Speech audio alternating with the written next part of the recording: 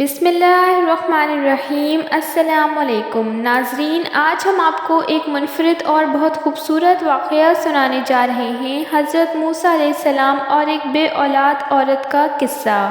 سننے سے پہلے آپ ہمارے چینل کو سبسکرائب کر دیں اور بیل آئیکن کو پریس کر دیں تاکہ آنے والی ویڈیو آپ تک پہنچ سکے۔ حضرت موسیٰ علیہ السلام اللہ تعالیٰ کے بہت ہی بہادر اور برگزیدہ بزرگ ہیں۔ آپ کو کلیم اللہ کا لقب دیا گیا۔ لقب کی وجہ یہ تھی کہ آپ علیہ السلام اللہ تعالیٰ سے باتیں کرتے تھے اور باتیں کرنے کے لیے ایک مخصوص جگہ کا انتخاب کیا گیا جسے کوہ طور کے نام سے جانا جاتا ہے۔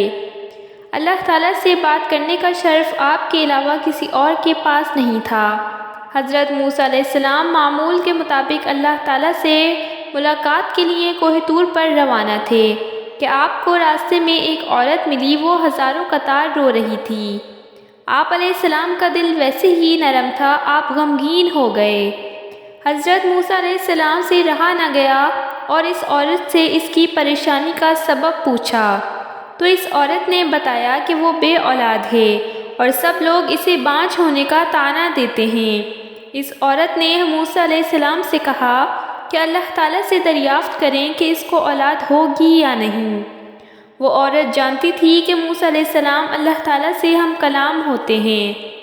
موسیٰ علیہ السلام اس عورت کو یقین دلانے لگے کہ وہ اللہ تعالیٰ سے اس کا ذکر ضرور کریں گے اور اس کے بعد پھر سے کوہ طور کی طرف چل دیے۔ اللہ تعالیٰ سے ملاقات کے دوران ہی حضرت موسیٰ علیہ السلام نے عورت کا ماجرا بیان کیا تو اللہ تعالیٰ نے حضرت موسیٰ علیہ السلام کو بتایا کہ اس عورت کی قسمت میں یہی لکھا ہے کہ اسے کبھی اولاد نہیں ہوگی اور اس عورت کو چاہیے کہ اس پر جو آزمائش آئی ہیں اس پر صبر کرے۔ آپ علیہ السلام یہ سن کر خود بھی غمگین ہو گئے۔ جب آپ علیہ السلام کوہ طور سے واپس لوٹے تو اس عورت کو اسی جگہ بیٹھا پایا۔ وہ آپ علیہ السلام کی ہی منتظر تھی۔ حضرت موسیٰ علیہ السلام نے عورت کو اللہ کا فیصلہ سنایا۔ عورت یہ سن کر بہت روئی۔ آپ علیہ السلام نے اس عورت کو تسلی دی اور کہا کہ اللہ تعالیٰ کے ہر فیصلے میں بہتری ہوتی ہے۔ یہ تو اللہ کی دین ہوتی ہے کہ وہ جسے چاہے بیٹیاں عطا فرمائے یا جسے چاہے بیٹے اور جسے چاہے دونوں عطا فرما دے۔ اس واقعے کو بہت عرصہ گزر چکا تھا۔ ایک دن اس عورت کے گھر کے قریب سے ایک درویش روٹی کا سوال کر رہا تھا۔ عورت کے کان میں جب درویش کی صدا پڑی تو اسے رک جانے کا کہا اور کچھ دیر کے بعد اس کے لیے روٹی لے کر آئی تو درویش نے عورت کو اولاد ہونے کی دعا دی اور ایسا ہوا کہ اللہ تعالیٰ نے اس درویش کی دعا قبول کر لی اور عورت کو اولاد کی نعمت سے نواز دیا۔ جب اس بات کی خبر موسیٰ علیہ السلام تک پہنچی تو آپ علیہ السلام بہت حیران ہوئے کیونکہ اللہ تعالیٰ نے اولاد کا نہ ہونا لکھا تھا تو یہ کیسے ممکن ہوا۔ پھر جب حضرت موسیٰ علیہ السلام نے اللہ سے اس عورت کے بارے میں کہا کہ جب میں نے آپ سے پوچھا تھا کہ اس عورت کو اولاد ہوگی یا نہیں تو اے میرے پروردگار آپ نے فرمایا تھا کہ اولاد اس کے مقدر میں نہیں ہے، تو یہ کیسے ممکن ہوا۔ اللہ تعالیٰ نے حضرت موسیٰ علیہ السلام کے سامنے ایک شرط رکھی اور آپ علیہ السلام کو انسانی گوشت لانے کو کہا۔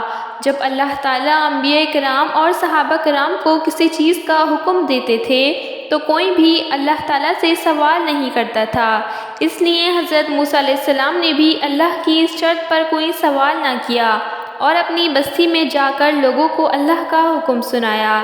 بستی کے لوگوں کو اللہ کا حکم بہت عجیب لگا اور سب دلوں میں خوف بیٹھ گیا کہ کہیں یہاں خون ریزی نہ ہو جائے۔ جب کوئی بھی اپنا گوشت دینے پر راضی نہ ہوا تو حضرت موسیٰ علیہ السلام مایوس ہو کر خالی پلیٹ لے کر اللہ کے پاس واپس کوہ طور پر جانے لگے۔ حضرت موسیٰ علیہ السلام کوہ طور کی طرف روانہ ہی تھے کہ راستے میں ان کو ایک درویش بیٹھا نظر آیا۔ اس درویش کی آنکھیں بند اور چہرہ آسمان کی طرف تھا۔ حضرت موسیٰ علیہ السلام اس درویش کے پاس گئے اور اسے اللہ کا حکم سنایا۔ اس درویش نے آنکھیں کھول کر آپ کی طرف دیکھا اور اپنا بازو آپ علیہ السلام کے آگے کر دیا کہ میں حاضر ہوں۔ اس نے آپ علیہ السلام سے چھری لی اور بازو کا گوشت کاٹ کر پلیٹ میں رکھ دیا۔ پھر آپ علیہ السلام اپنی منزل کی طرف روانہ ہو گئے۔ ابھی کچھ دور ہی گئے تھے کہ اس درویش نے کہا ہو سکتا ہے اللہ نے گردن کا گوشت مانگا ہو۔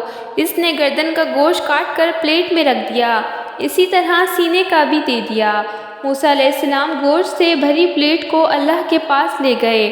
اللہ نے پوچھا یہ گوشت کس سے لائے ہو؟ تو حضرت موسیٰ علیہ السلام نے سارا قصہ بیان کر دیا۔